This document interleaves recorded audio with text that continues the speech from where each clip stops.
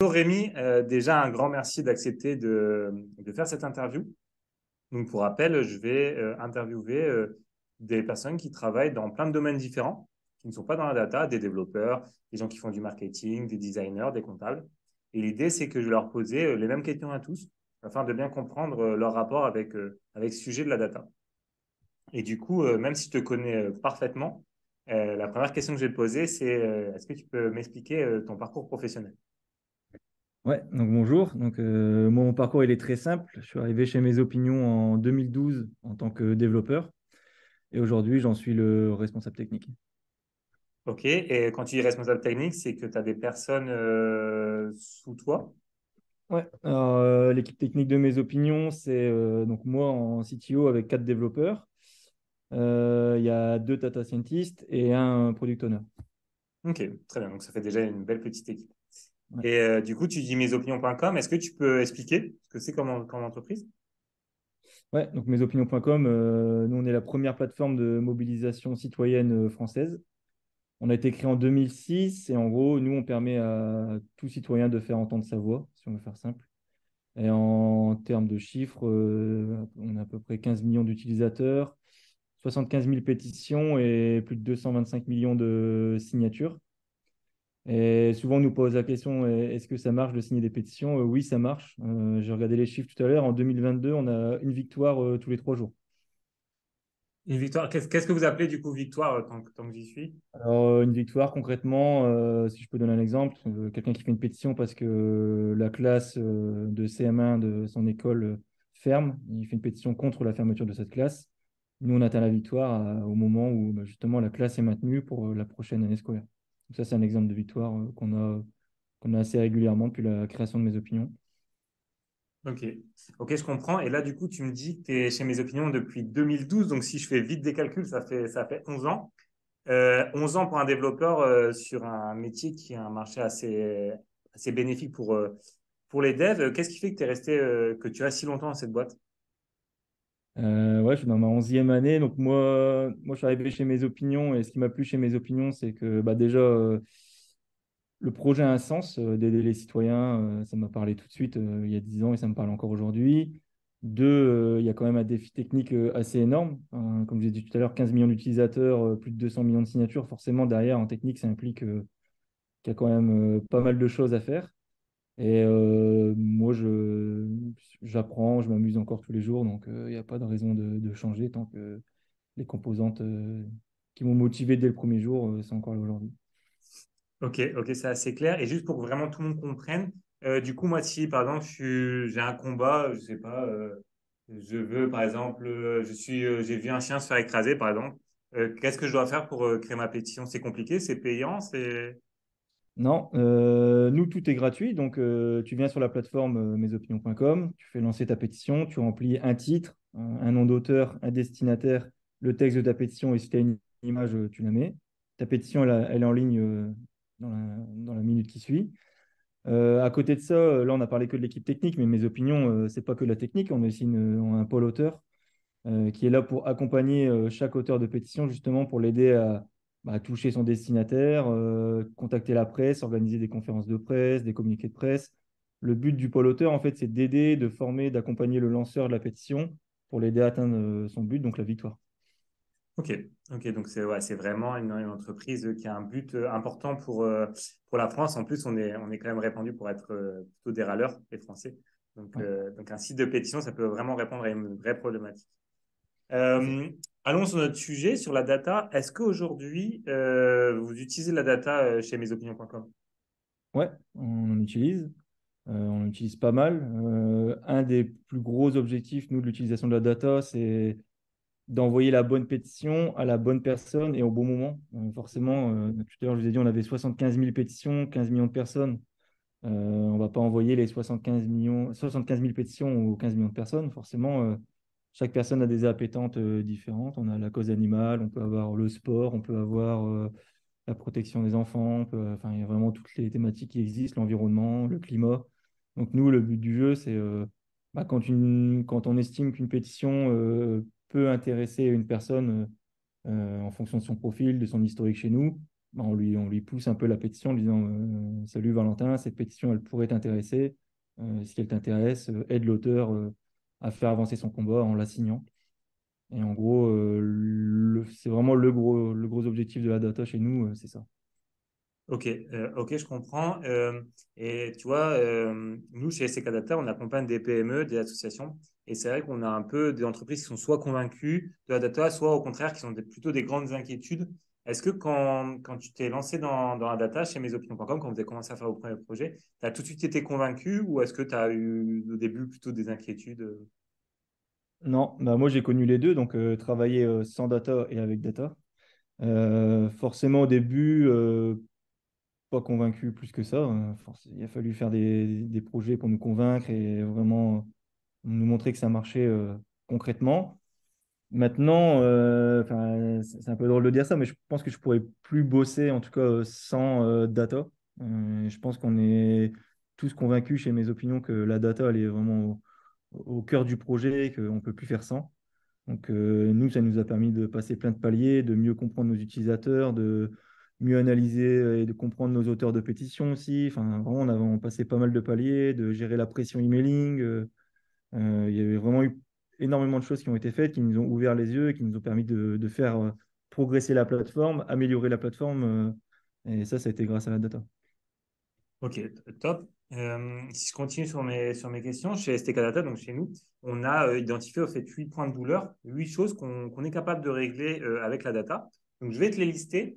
Et ma question, c'est voilà, de me dire, selon toi, quel est le point de douleur qui te semble le plus important et pourquoi. Ok.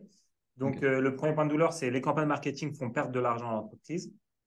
Je les lis en même temps parce que je ne les connais pas par cœur. Les campagnes n'atteignent pas les objectifs de chiffre d'affaires. La méconnaissance ou incompréhension du couple produit-client, ça veut dire que l'entreprise ne sait pas quel produit pour qui et à quel moment. Point de douleur, les dépenses d'acquisition sont trop élevées par rapport aux dépenses de fidélisation. Ça veut dire que l'entreprise a toujours tendance à dépenser beaucoup pour acquérir des nouveaux clients, mais malheureusement oublie un peu de fidéliser. Vos concurrents connaissent mieux vos clients que vous, c'est-à-dire qu'il y a une vraie problématique sur la connaissance et le profil type des clients. Un turnover important des employés, faute d'automatisation des tâches répétitives. Et les deux derniers, le chiffre d'affaires est en baisse ou le chiffre d'affaires ne progresse pas. Alors, parmi ces huit-là, lequel te ressemble le plus important? Et si tu en as deux, tu peux en prendre deux, mais au moins un. Ouais, bah, ils sont tous importants, mais s'il faut en prendre un, je prendrais le troisième, la méconnaissance du couple produit-client. Parce que je pense que sans connaître ton client, bah, tu ne peux pas le satisfaire et donc le fidéliser. Enfin, le nerf de la guerre, c'est quand même de garder ses clients, les fidéliser et de les animer correctement. Et je dis ça parce que nous, on l'a vécu. Avant, sans data, on n'envoyait pas toujours les bonnes pétitions aux bonnes personnes et on avait les retours, des gens qui nous répondaient en disant bah, ça ne m'intéresse pas, je ne comprends pas, enfin, pourquoi vous m'envoyez ça, etc. Donc, on l'a vécu et on s'est posé cette question de se dire bah, comment on peut faire pour trouver la bonne pétition pour la bonne personne. Bah, une des premières réponses, c'était bah, faut déjà qu'on sache qui sont nos utilisateurs, les comprendre avant de pouvoir leur proposer des nouvelles pétitions. Donc, et en plus, c'est quand même compliqué de trouver des clients. Donc, quand ils sont là, autant les garder et les fidéliser. Ok, ouais, je comprends. Donc, toi, c'est vraiment ce côté où vous proposez en fait la meilleure expérience utilisateur à vos clients en proposant du coup le bon contenu, la bonne pétition. Et sans rentrer trop dans des détails techniques, tu es capable de nous expliquer brièvement comment ça marche chez vous, cette proposition de pétition?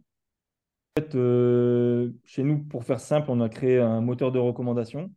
En fait, ce moteur de recommandation, il est alimenté bah, par les pétitions qui sont sur notre site.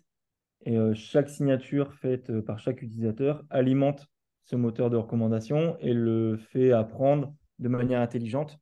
Donc, chaque minute, on a des centaines, voire des milliers de signatures qui arrivent sur mes opinions. Donc, toutes les minutes, le moteur de recommandation se nourrit de ces nouvelles signatures, de ces nouvelles pétitions. Et du coup, il modifie un peu ses recommandations en fonction de ce que font les gens sur le site, de ce qu'ils signent, etc. Ok, ouais, donc c'est un truc assez complet et en tout cas qui n'est pas figé dans le temps.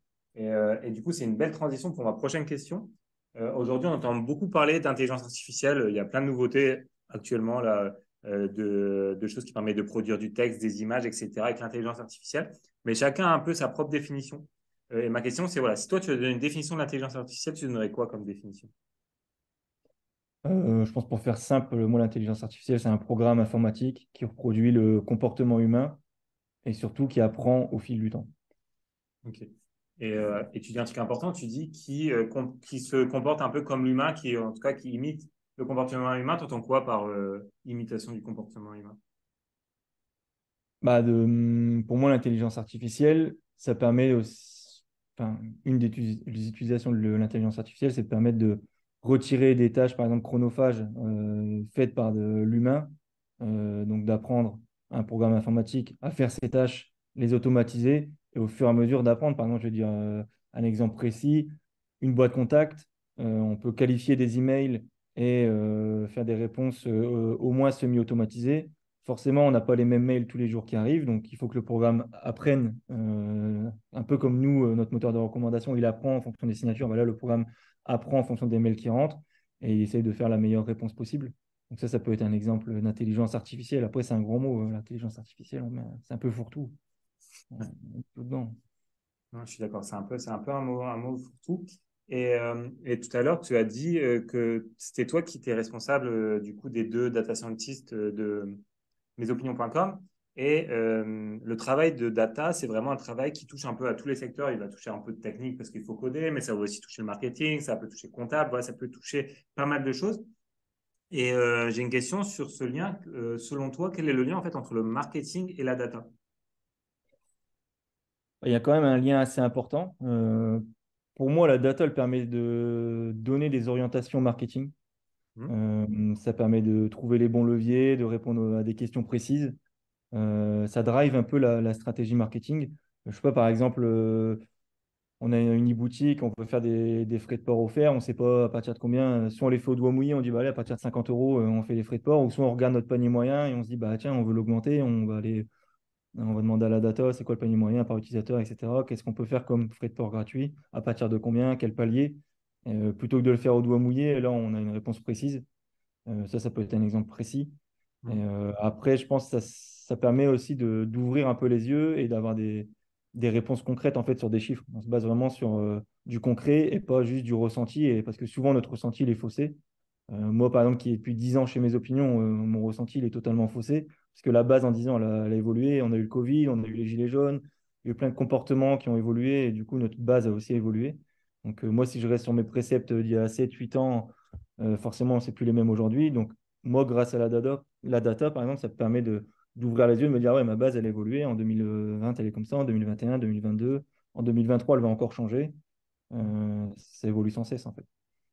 Ok, ouais, je comprends. Ce que tu veux dire, c'est que la data, elle te permet de personnaliser un peu ton marketing, de personnaliser tes actions et ne faire, pas faire seulement ses choix par rapport à une intuition ou à voilà, quelque chose qui se passe dans une réunion, un brainstorming. C'est vraiment s'appuyer sur le comportement réel de vos utilisateurs.